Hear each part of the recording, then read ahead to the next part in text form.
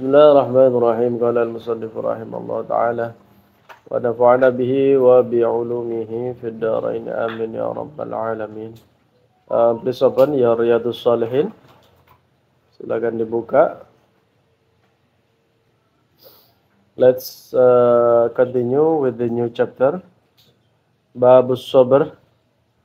Bab tentang sabar. Saya share capture-annya, screenshot-nya di grup AIS Akobanam,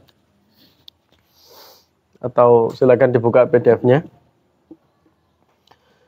Bismillahirrahmanirrahim. Allah Subhanahu wa taala berfirman, ya ayyuhalladzina amanu sabiru wa sabiru. Ikuti saya. Bismillahirrahmanirrahim. Bismillahirrahmanirrahim. Ya ayyuhalladzina amanu. Ya ayyuhalladzina amanu. Isbiru wa sabiru. Isbiru wa sabiru.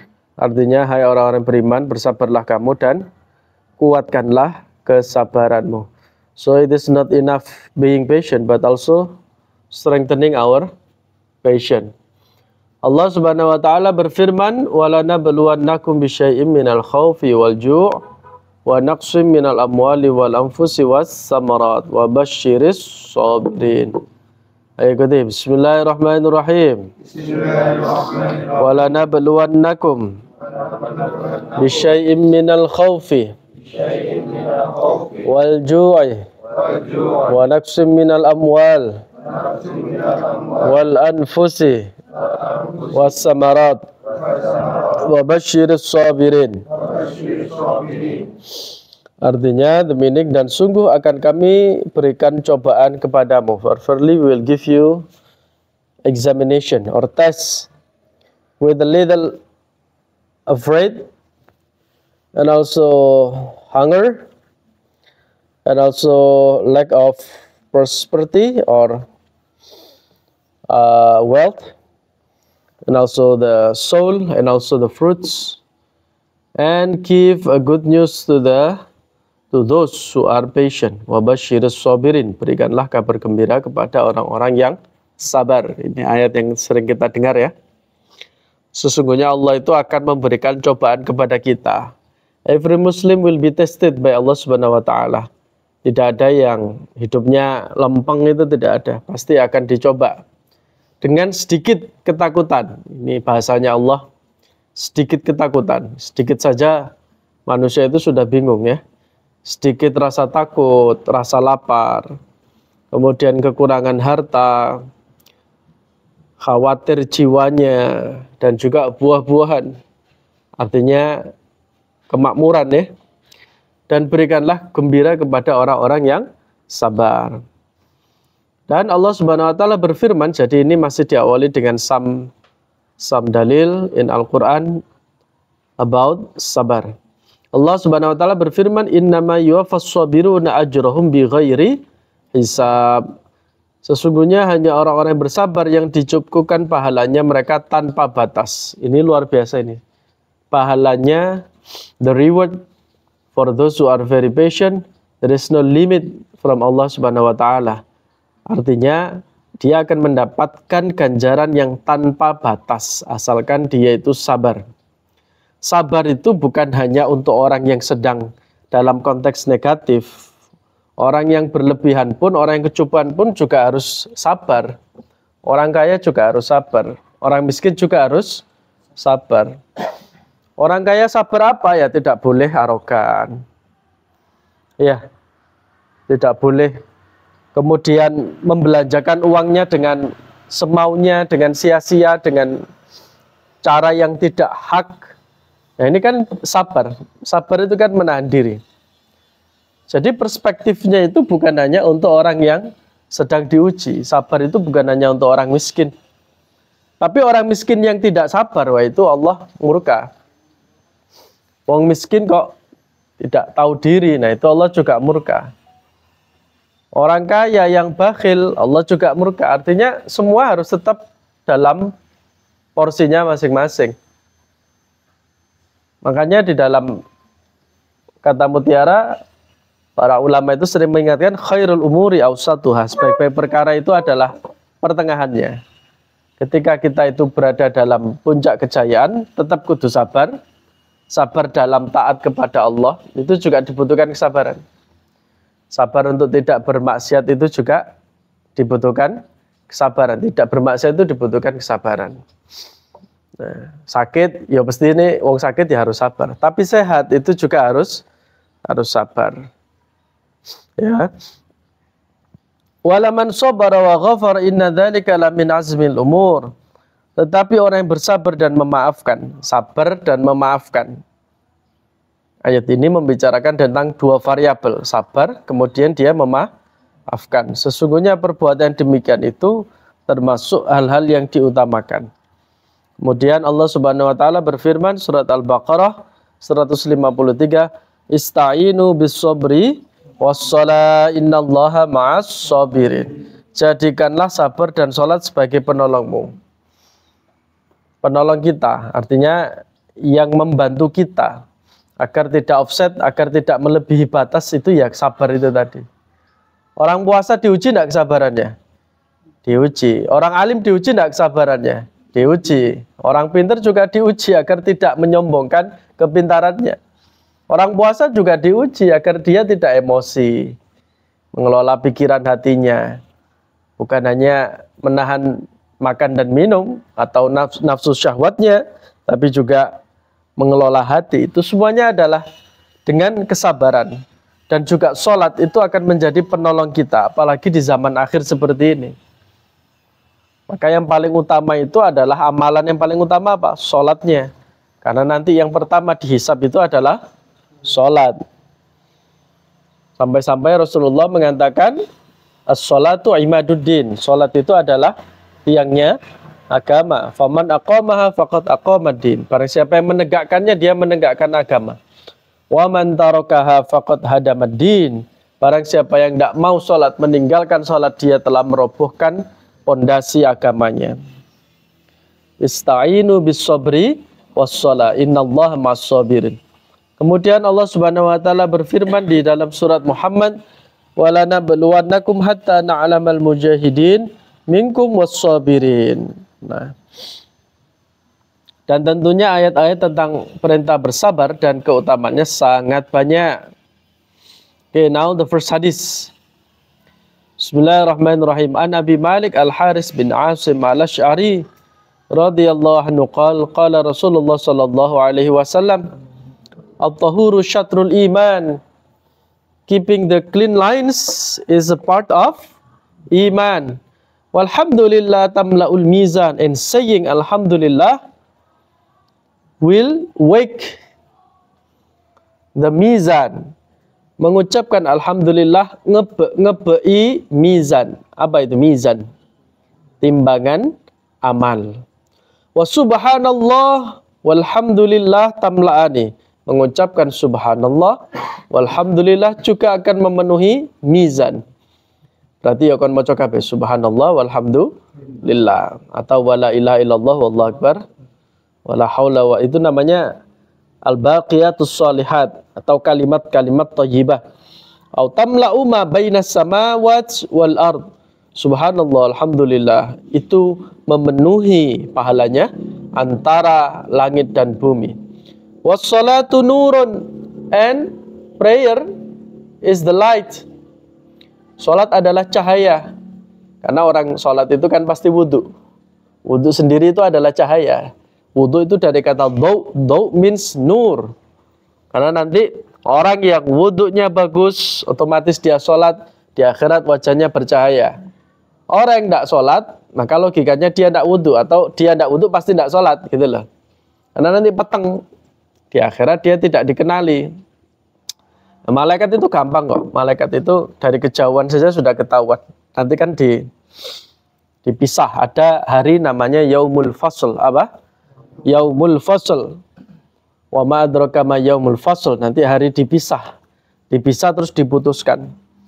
Nah, untuk mensortir-sortir hamba-hamba yang mukmin dan kafir, atau hamba yang muttaqin, hamba yang soleh dengan hamba yang Orang-orang yang kafir itu gampang, udah kelihatan, wajahnya kelihatan. Ya. Nah, itu karena bekas wudhu. Simahum fi wujuhim min asaris sujud. Sujud itu salat. Salat itu adalah cahaya. Was shadaqatu burhan. Sedekah itu adalah burhan. Burhan itu artinya bukti, bukti kuat agamanya seseorang. Jadi kalau kita bersedekah, itu bukti kita ini adalah orang yang menjalankan agama dengan baik. Sekarang itu sedekah gampang kok. You do not need to search someone who is very poor in the street or in the road. You can give your sedekah from your smartphone. Kan banyak itu. Dari Lazisnu, Basnas, terus mana lagi? Oh, semacam-macam. Belum lagi yang apa? Swasta-swasta itu, NH, Nurul Hayat itu yang terkenal. Yang Akikoh itu loh ya, itu kan sedekahnya juga ada itu. Kan sekarang di WA itu biasanya dikirimi WA gitu ya. Ya kadang saya kirim, ya kadang enggak gitu ya. Atau ada sedekah punya you have a friend yang sedang berjuang membangun pondok pesantren, kirim 250 atau 100.000. Atau di BSI itu habis transaksi kan ditawari, apakah Anda mau sedekah hari ini gitu kan.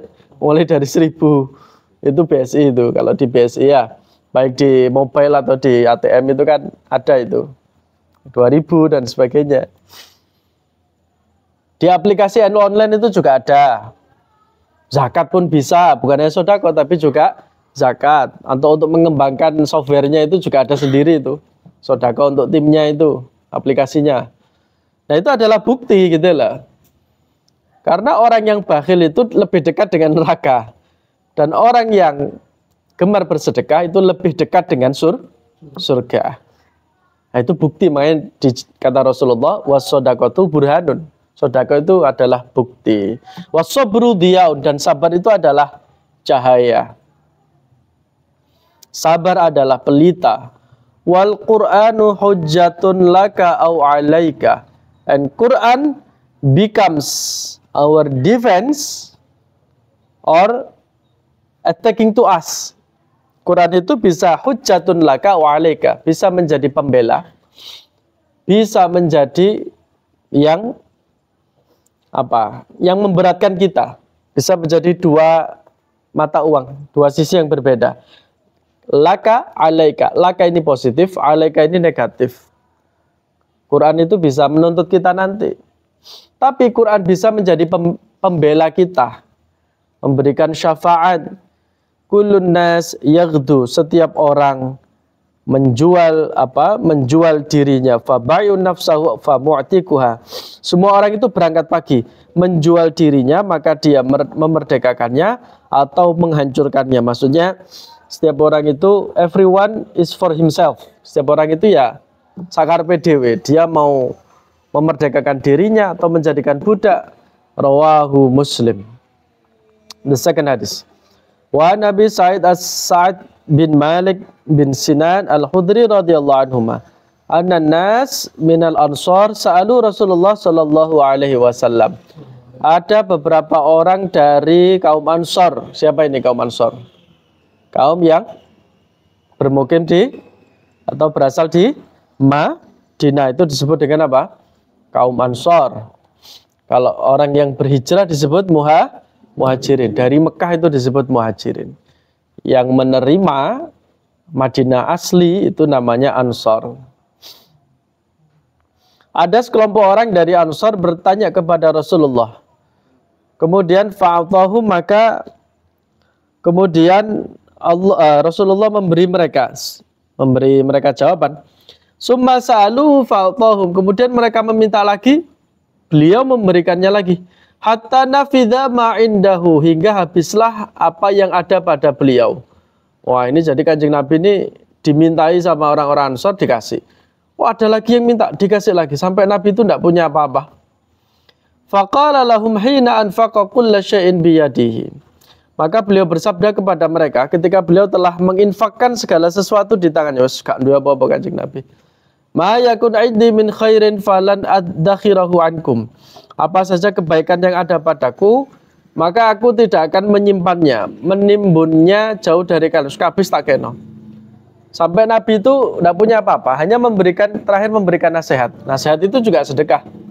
Wa may yasta'fif yu'afillah. Barang siapa yang bersikap iffah, iffah itu menjaga diri dari perbuatan yang bisa menurunkan derajatnya, itu namanya apa?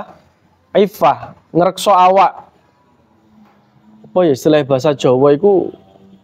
Iffah itu semacam keperwiraan gitu lah, artinya menjaga muruah, kayak muruah ya. Menjaga diri itu tidak terjerumus ke hal-hal yang mendegradasi moral kita.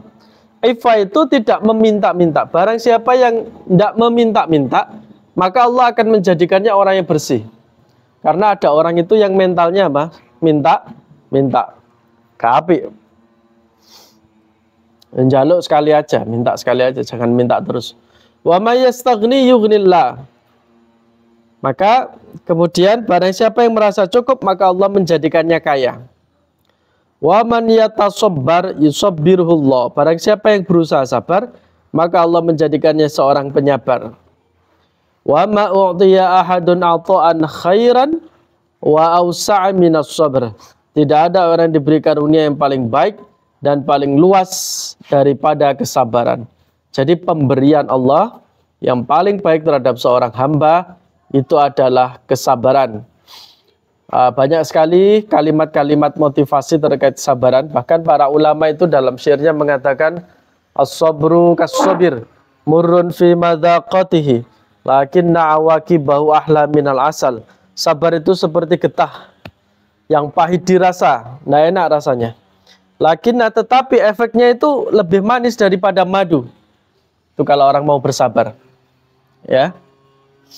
Terkadang kita ini tidak sabar dalam perjalanan kehidupan kita.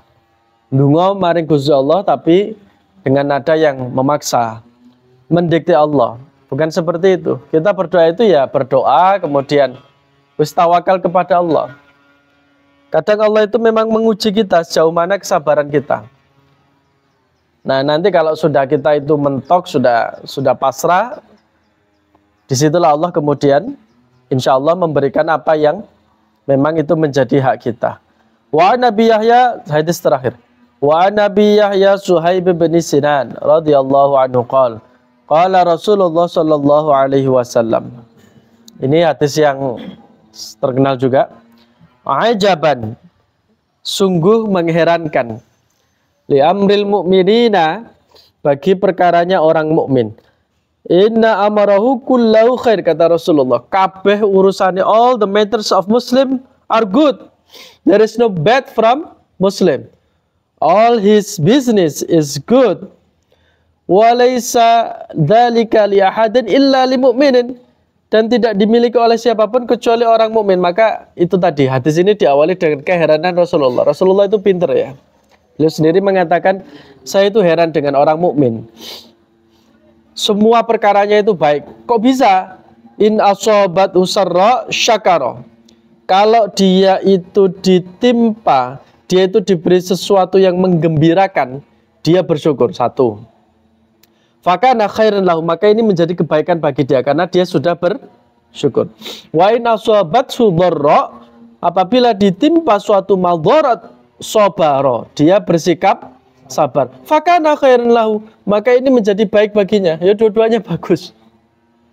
Api yo api, elek yo api. Api yo api maksudnya piye? Api bersyukur api. Elek sabar tadine api. Berarti kabeh urusannya umat Islam itu apa? Bagus. Semuanya dapat pahala. Inilah Rasulullah, manteknya Rasulullah ini pinter. Jadi kabeh wong mukmin iku urusane bagus. Karena ketika dia mendapatkan nikmat dia bersyukur, maka ini menjadi baik bagi dia. Kemudian ketika ditimpa musibah, dicoba oleh Allah, ya, dia kok bersabar, ini juga baik, maka ini menjadi pahala bagi dia. Artinya tidak ada segala sesuatu yang sia-sia. Apapun kondisi kita usahakan tadi itu. Usahakan kita ini menjadi hamba yang sabar, maka apapun qadha dan qadar dari Allah, itu khairihi wa syarrihi, itu semuanya adalah untuk kebaikan kita. Ya, makanya di dalam Al-Quran itu wa asa an tuhibbu syai'an wa huwa syarrul lakum wa sa'an takrahu syai'a wa khairul lakum. Bisa jadi kita mencintai sesuatu padahal itu adalah jelek bagi kita. Dan bisa jadi kita membenci sesuatu, bisa jadi ada rahasia kebaikan untuk kita semuanya. Maka Rasulullah juga menguatkan ayat ini, Habib habibaka haunan ma asa yakuna baghidaka yauman ma. Cintailah kekasihmu secukupnya saja, bisa jadi dia menjadi orang yang kamu benci suatu saat. Wa baghidaka haunan ma asa yakuna habibaka yauman ma. Kalau kita membenci seseorang secukupnya saja, bisa jadi suatu saat Allah membalikkan hati kita, dia menjadi orang yang paling kita cintai. Sekarang sosmed itu menjadi bukti bahwa netizen itu kalau terlalu cepat memvonis simpatik terhadap seseorang, ternyata ketika di sidang, di pengadilan, orang ini justru bersalah. Awalnya koyok-koyok dia orang yang baik. Ya kayak kasus kemarin itu. Bulan kemarin kan yang paling banyak disorot kan Agus itu. Agus sak dunia ini citranya jelek. Karena yang bermasalah kemarin tuh yang kok ketepaan jenenge Agus itu ya. Yang apa itu punya kekurangan fisik gitu loh. Wah itu kok bisa itu melakukan tindakan asusila. Orang kan terus bela dia. Netizen itu. Ternyata justru dia itu yang bersalah karena bukan hanya sekali. Ya, itu artinya apa ya? Luar biasa. Sosmed itu kita melihat itu ojo terlalu cepat memutuskan. Artinya biasa aja. Ojo terlalu ngumon, ya ojo terlalu membenci seseorang karena kita tidak tahu hakikatnya seperti apa. Ya kayak kasusnya Gus yang di atas panggung itu yang terkenal itu ya, itu juga Gus juga itu ya. Nah, itu kena masalah. Ya kita lihat tengah-tengahnya saja. Ya tidak membela, ya tidak mencela gitu. Bisa jadi itu memang gayanya seperti itu. Selama ini memang kalau ceramah ya modelnya kalau ngomong ya seperti itu. Tapi juga tidak kita benarkan, tidak seperti itu, begitu loh. Artinya ya tengah-tengah saja, kita introspeksi saja. Kita ini bagaimana? Kembali ke kita lah. Artinya semuanya itu kita kembalikan ke kita. Khairihi wa syarihi, baik yang kita sukai maupun tidak kita sukai, itu tadi kembali. Khairul umuri awsatuha. Maka dalam Ahlussunnah wal Jamaah itu adalah kita ini dituntut untuk bersikap secara tawazun. Tawazun itu artinya adil di tengah-tengah. Tidak terlalu ekstrim kanan, tidak terlalu ekstrim kiri. Sehingga itu bisa menjadi sesuatu yang tidak baik. Sedekah. Sedekah itu juga di dalam Al-Quran itu sedekah itu yang secukupnya saja. Berlebihan sedekah itu juga tidak baik. Gitu loh ya. Ibadah juga seperti itu. Terlalu khusyuk, terlalu sholatnya di polno itu juga tidak boleh. Buktinya apa? Buktinya ada itu. Ada seorang sahabat yang datang kepada Rasulullah. Ya Rasulullah, saya ini orang yang kuat berpuasa. Saya kuat kalau disuruh puasa 3 tahun berturut-turut. Sama Kanjeng Nabi kan terus ditepuk pundaknya. Ojo koyok ngono. Ojo terlalu ekstrim. Loh, ini bukti ibadah itu tidak boleh terlalu ekstrim loh ya. Kata Rasulullah apa? Ana asumu wa ana afsiru. Saya ini poso, saya juga buko. Maksudnya kayak puasa Daud itu loh. Atau puasa Senin Kemis. Aku gak poso sak tahun. Saya bukan somudahar. Somusana. Saya juga bangun malam, tapi saya juga istirahat. Ojo terus melean terus. Artinya seimbang. Kapan kita memenuhi hak Allah, kapan kita memenuhi hak untuk tubuh kita, kapan kita memenuhi hak untuk sosial, hak untuk keluarga kita. Itu proporsinya sudah dibagi sama Rasulullah. Apakah Kanjeng Nabi setiap hari di masjid? Oh enggak. Kanjeng Nabi kalau pagi itu ya jalan-jalan ke pasar, ke rumah-rumah sahabat, turun ke masyarakat. Kemudian kalau sudah malam, waktu untuk keluarganya, bersama anak-anaknya, bersama cucunya. Nanti kalau sudah agak malam dikit, waktu bersama Allah. Gitu loh, sudah dibagi. Itu kan tidak ekstrim. Kanjeng Nabi itu memberikan contoh yang paling ideal. Paham dong? Karena nek nuruti kayak Nabi Isa, Nabi Isa itu kan sangat priayi sekali. Nabi Isa itu kan sangat ideal sekali. Tidak membatasi diri untuk jalan-jalan ke pasar. Sehingga sampai sakralnya Nabi Isa dituhankan. Makanya Nabi Muhammad tidak ingin mengulangi tragedi salah itu tadi. Nabi terus kebablasan akhirnya dituhankan. Maka Nabi itu ngasih contoh-contoh yang lebih manusiawi. Yo berdagang, yo mengembala. yo pemimpin rumah tangga, pemimpin masyarakat, pemimpin militer. Terserah kita mau melihatnya dari sisi mana, semua Rasulullah itu bisa dicontoh dan bisa ditiru sepanjang zaman. Nah, Nabi Musa ya wis entek. Nabi Musa itu kan tegas dan keras, ya sudah habis. Masanya habis. Wong nek kenceng terus ya gak iso. Nabi Isa sebaliknya, terlalu lembut, sangat-sangat. Makanya ajarannya umat Kristiani itu kan cinta kasih toh. Iya kan? Ya seperti itu memang, ya bagus. Tapi Nabi itu memberikan proporsi yang seimbang. Gitu lah ya. Nabi Hud, Nabi siapa itu? Bukan Nabi Hud. Siapa itu ayahnya Nabi Sulaiman? Dawud, Nabi Dawud lah. Nabi Dawud itu seorang raja. Tapi sukanya beliau adalah wiritan terus, bertasbih terus. Delok gunung, delok alam sambil. Makanya kitabnya Zabur itu banyak sekali. Apa itu? Dari kata mazmur, banyak sekali sajak-sajak yang indah. Nabi Sulaiman juga profil seorang raja yang kaya. Ini juga tidak bisa, orang disuruh kaya semua tidak bisa. Maka Kanjeng Nabi itu ya sugih, ya Nabi memilih menjadi fakir, gitu ya. Nabi juga mencintai orang miskin. Artinya semuanya itu merasa menjadi bagian dari mengambil uswah hasanahnya Rasulullah Shallallahu Alaihi Wasallam. Maka kemudian dikatakan wa innaka la'ala khuluqin azim. Ya, kemudian dikatakan semua akhlaknya Rasulullah, kata Sayyidah Aisyah, itu seperti Al-Quran. Kana khuluquhu Al-Quran. Jadi wallahu alam bisawab. Rabbi fanfa'na bi barakatihi.